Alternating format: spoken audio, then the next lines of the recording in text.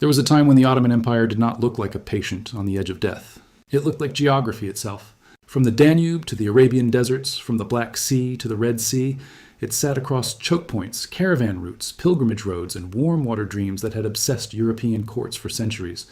Its capital was not merely a city, it was an argument. Istanbul announced, in stone and water, that power could be imperial, Islamic, commercial, and multilingual all at once.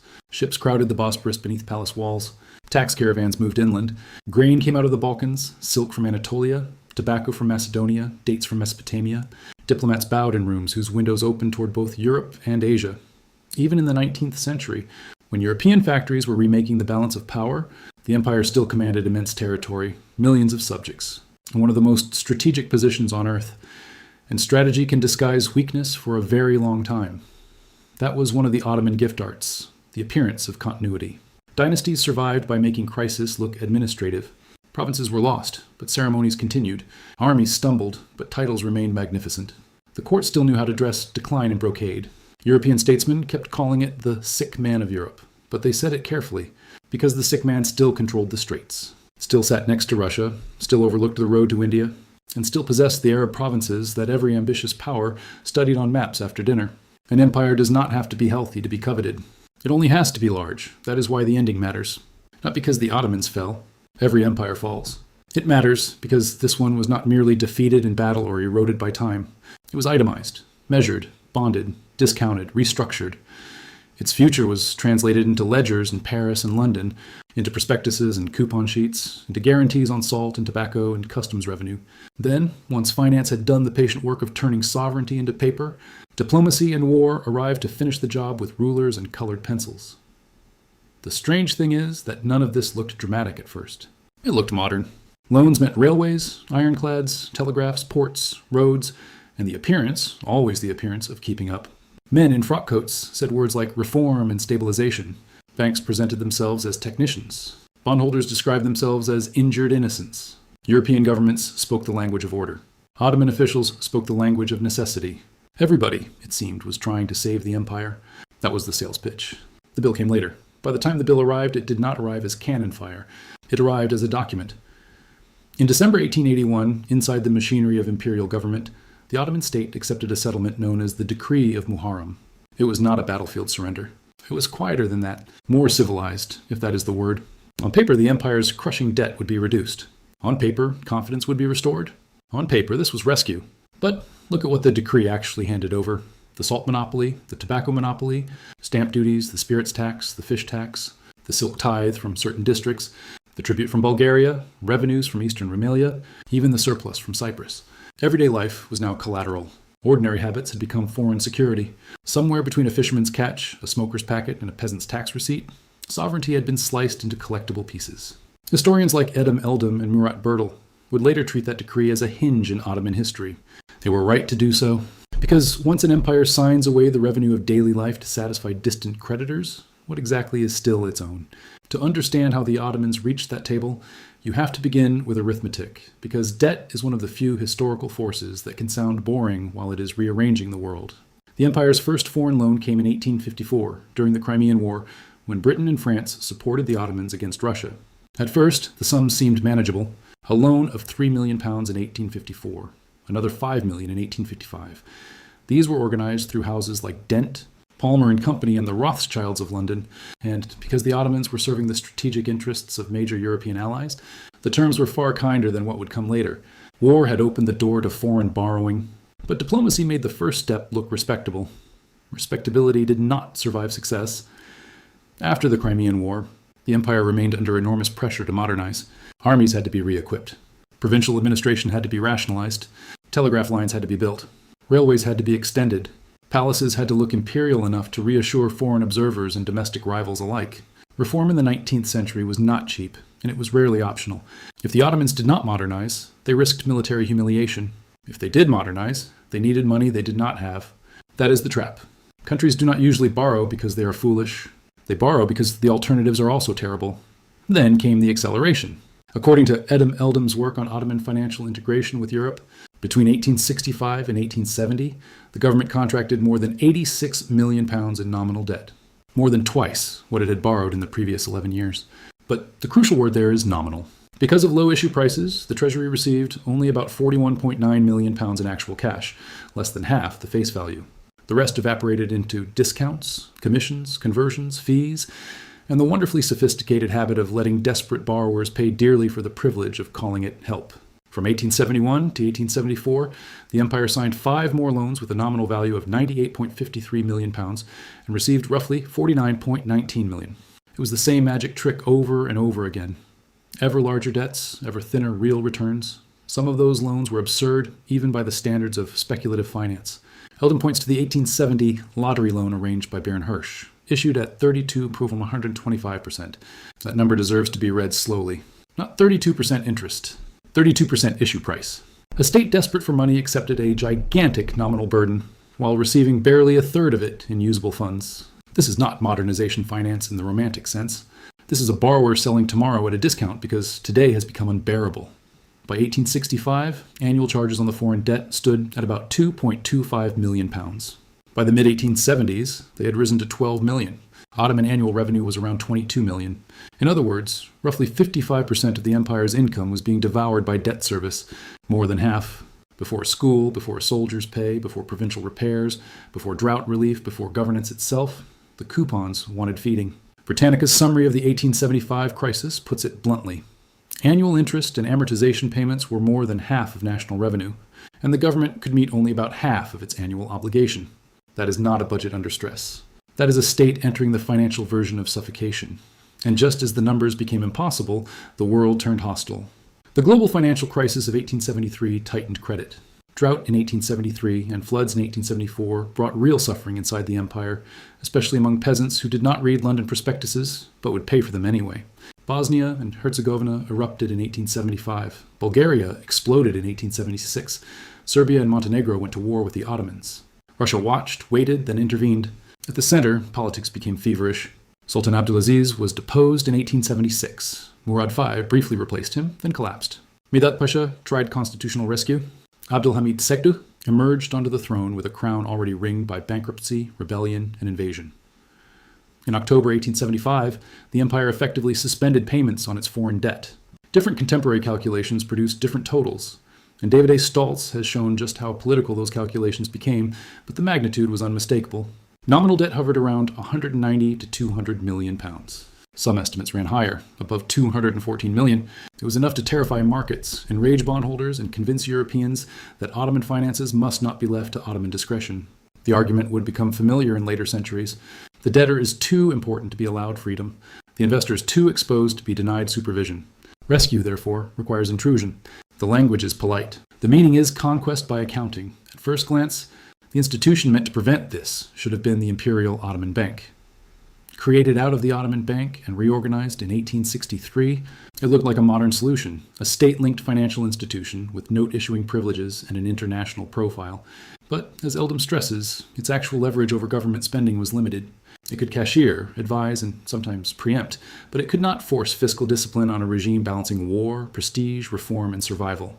Just as important, more speculative lenders frequently bypassed it. Whenever caution stood in the way of commission, caution lost.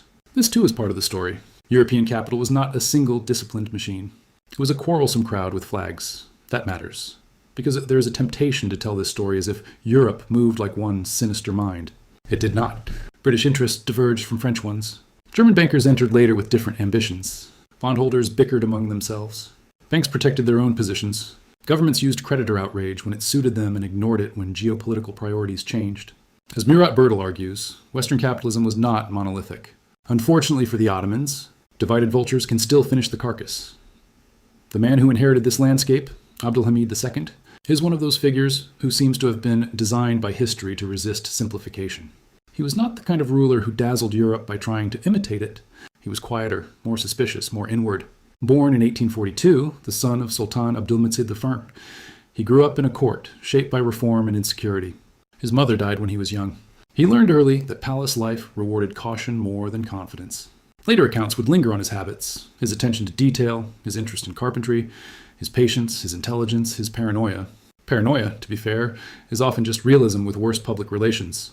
When he came to power in 1876, realism was the only sane response. He ruled an empire besieged by creditors abroad and plotters at home. with Russian armies advancing and reformers demanding constitutional concessions, even as the treasury failed. Abdul Hamid's early reign looked almost liberal by accident. The Constitution of 1876 was proclaimed under immense pressure. Parliament was opened. The empire seemed for a moment as if it might escape both autocracy and insolvency through some combination of reform, patriotism, and good intentions. History did not indulge the moment. Russia declared war in April 1877. Ottoman armies fought hard in places like Plevna, but the result was disastrous. The Treaty of San Stefano in 1878, followed by the Congress of Berlin, carved territory away and exposed the empire's vulnerability to the entire diplomatic class of Europe. Bosnia-Herzegovina came under Austro-Hungarian occupation. Romania, Serbia, and Montenegro gained independence. Bulgaria emerged in altered form. Cyprus passed under British administration. Every map change reduced revenue, prestige, and bargaining power at once. For Abdul Hamid, there was a bitter lesson in this sequence. Constitutions pleased idealists. Maps answered armies. And debt listened to neither, so he turned inward and ruled accordingly. Parliament was suspended. Surveillance expanded. Pan-Islamic symbolism deepened. The palace centralized control where it could. Yet no amount of suspicion could repeal the coupons in Europe. The default still had to be settled. The empire needed access to credit again because a state this large cannot simply stop financing itself and survive by piety. It needed a settlement, but not one that would hand the treasury directly to foreign governments. That was one option being considered.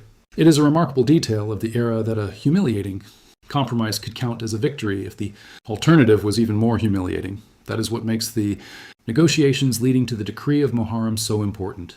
Picture the room not as a melodrama, but as a collision of exhausted necessities. On one side, Ottoman officials representing a sovereign state that still possessed immense territory, an army, and diplomatic weight, but no credible way to restore its finances alone. On the other, representatives of creditor interests, backed by the moral fury of bondholders and the political shadow of European powers. The contemporary logic was brutally simple. If the empire wanted back into capital markets, it had to convince lenders that debt service would no longer depend on the moods, crises, and improvisations of Ottoman politics, so the terms began to solidify. The debt would be scaled down. The collection of designated revenues would be removed from normal governmental interference. A council would supervise the process. Foreign investors, as one formulation of the period put it, wanted an agency in which perfect trust could be reposed, along with an administration that was capable and efficient. There was a dry irony buried in that sentence. They did not want a better Ottoman state. They wanted something adjacent to the state that could bypass it. In December 1881, the decree was signed. Britannica summarizes the headline figures one way. The public debt was reduced from £191 million to £106 million. A more technical calculation cited in the Journal of European Economic History brings the nominal total from just over 190 million Ottoman lira down to roughly 96.7 million, or around 106.4 million once unpaid interest was added. However one states it, the message was the same. Old claims were revised into a new framework that creditors would accept because they now had far firmer hands on the spigots. And what spigots? Salt, tobacco, stamp. Duties, spirits, fisheries, silk tithes from certain districts, Bulgarian tribute, Eastern Rumelia revenues, surplus revenue from Cyprus. This was the genius of imperial finance at its coldest. It did not have to seize the whole state, only the parts that produced reliable money. The resulting institution, the Ottoman Public Debt Administration, would be governed by a council with 2 French members, one each from Germany, Austria, and Italy, one jointly representing Britain and Holland, and one Ottoman representative. Foreign members were selected by banks, bondholders, or associated commercial bodies. The empire still possessed sovereignty, officially. But a foreign-backed body would now administer major revenue streams with the government having no right to interfere in its operations. The scene matters because nothing outwardly theatrical happened. No city walls were breached. No throne was overturned that day. No marching band played for the loss of fiscal autonomy. Yet one line after another translated imperial authority into guaranteed receipts. Every state does this in fragments under pressure. Very few do it so clearly that historians can later point to a single decree and say, there, that was the hour the treasury began answering to someone else. And here the story becomes more interesting. Not less, because the administration worked. That is the part people often want to skip. The Ottoman Public Debt Administration was not merely a parasite that drained without organizing. It was efficient. Painfully so. Bertel describes it as a state within the state. And by the years before the First World War, it controlled around 1/3 of Ottoman state revenues. The search results around the administration's staffing reflect the scale. In its first year, it employed more than 5,700 officers, though only a tiny number were foreigners. That detail is crucial. European control was real, but it operated through Ottoman labor, Ottoman clerks, Ottoman districts, Ottoman habits of extraction. Sovereignty was not stolen by a handful of men in top hats. It was repurposed by an institution that used local machinery better than the sovereign had been using it. That is the contradiction at the center of the whole saga. The administration reduced the empire's freedom, but it also restored its credit. It narrowed sovereignty, but it stabilized finance. It symbolized dependency, but it lowered borrowing costs. Under Abdul Hamid II, the empire could borrow again. Britannica notes that debt even continued to grow at roughly £3 million a year during his reign. In other words, the body that advertised Ottoman weakness also prolonged Ottoman life. The patient survived because the physician took possession of the bloodstream. Meanwhile, in a thread that looked at first like a separate story, another set of Europeans was studying the Ottoman corpse and imagining not its debts, but its roots. If the first act belonged to bondholders in London and Paris, the next increasingly featured German finance. In 1888, with German financial assistance, work began on extending rail connections from Hyder Pasha toward Ankara. In 1902, the Ottoman government granted a German firm the concession to push eastward toward Baghdad. Behind the scheme stood Deutsche Bank and figures associated with German industrial and strategic ambition. Men who looked at Anatolia and Mesopotamia not just as provinces, but as corridors. This was not fantasy. Railways change what a map means. A line of track is a claim about time, distance, taxation, troop movement, grain, coal, telegraphy, and future sovereignty. Where earlier empires saw a troublesome interior, railway capital saw an integrated route from the Bosporus toward the Persian Gulf. Aleppo, Mosul, Baghdad, Basra. These were no longer just names in old campaigns. They were stations on a possible system. Financial difficulties and engineering obstacles, especially through the Taurus Mountains, slowed the project badly, but the political significance was immediate. A German-backed route through Ottoman lands raised every British nerve about the Suez Canal, India, and access to the Gulf. It alarmed French investors already embedded in Syrian interests. It transformed internal Ottoman development into an international strategic puzzle. Now, the debt story and the railway story begin to collide. Because once foreign creditors and concessionaires are embedded deeply enough, provinces stop being distant provinces. They become assets, streams of revenue, security zones, strategic connectors. The empire becomes legible from the outside in a new way, not simply as territory to be conquered, but as systems to be administered, carved, and inherited. Rashid Khalidi and other historians of the region have long emphasized that late Ottoman-era provinces were tied together by economic development projects, ports, railways, and administrative integration more deeply than later partition myths admit. That is precisely the point. The map that emerged after the empire's fall was not drawn over empty sand. It was drawn across an already integrated imperial space that finance and infrastructure had made more visible, and therefore more contestable. By the eve of the 20th century, the Ottoman Empire was trapped in a double dependency. British and French capital, through debt administration and older financial leverage, had institutional footholds inside the treasury. German capital, through railway ambitions and later influence, pressed eastward through Anatolia and Mesopotamia. Ottoman rulers tried to exploit these rivalries to preserve room for maneuver. Sometimes they succeeded. Abdul Hamid was far from helpless.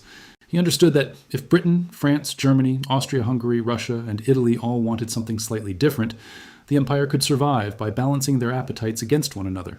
But balance is not freedom. It is the technique of not being devoured all at once.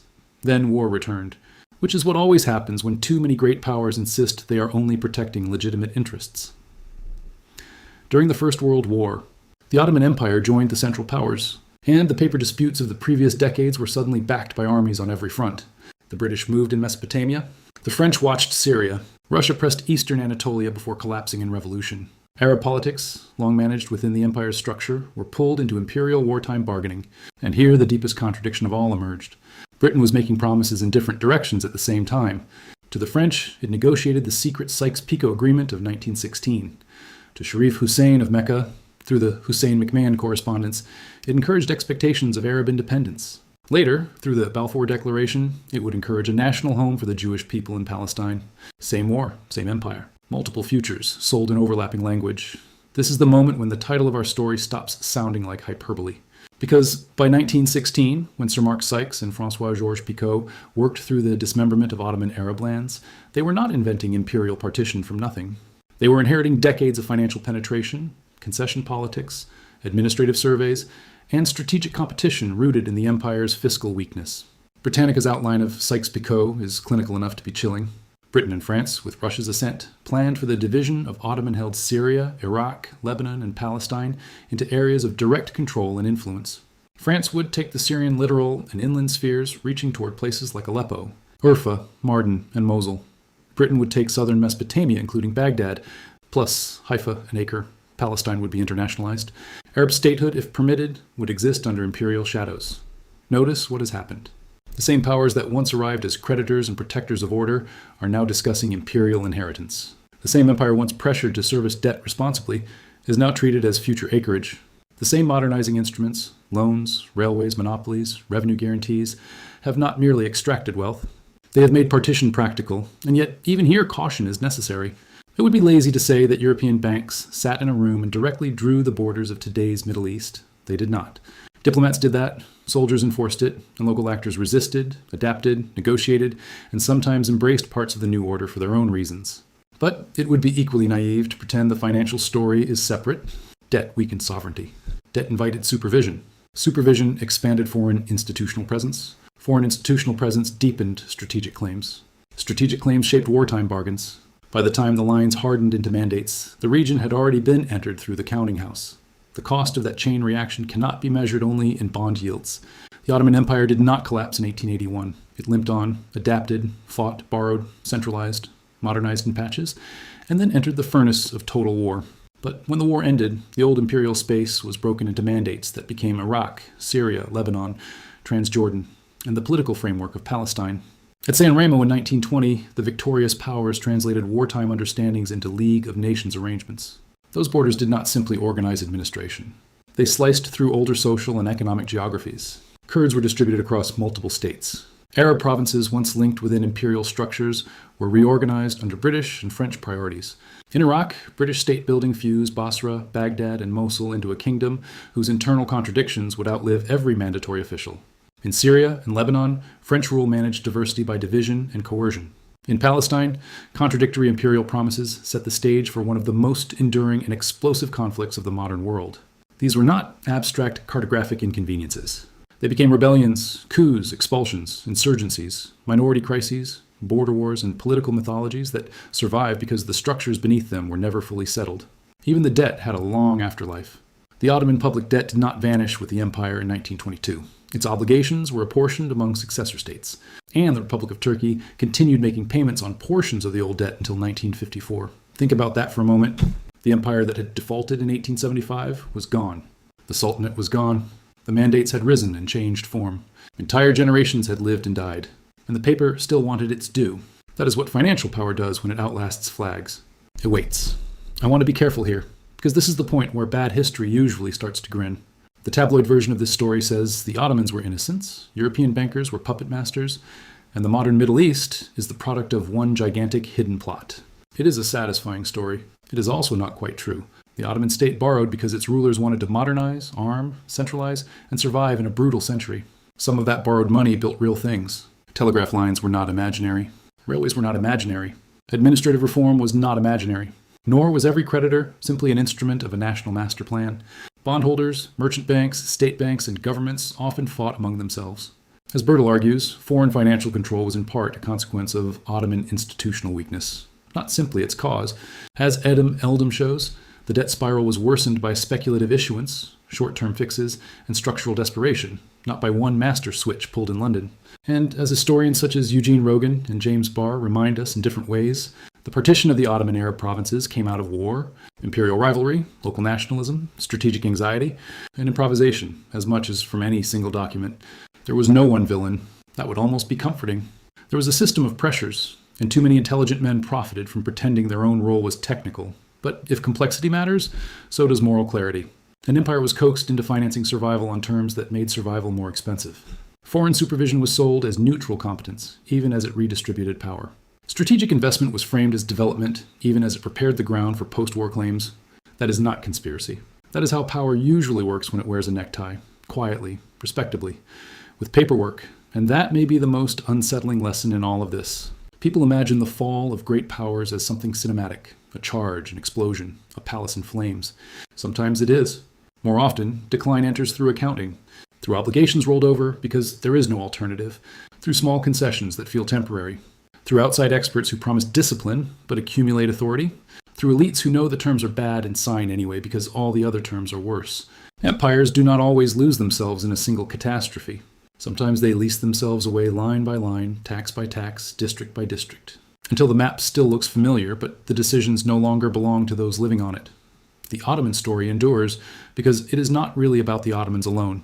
It is about the relationship between money and sovereignty, between modernization and dependence, between the urgent needs of the present and the price extracted by the future. It is about what happens when a state becomes too strategic to fail and too weak to fund itself.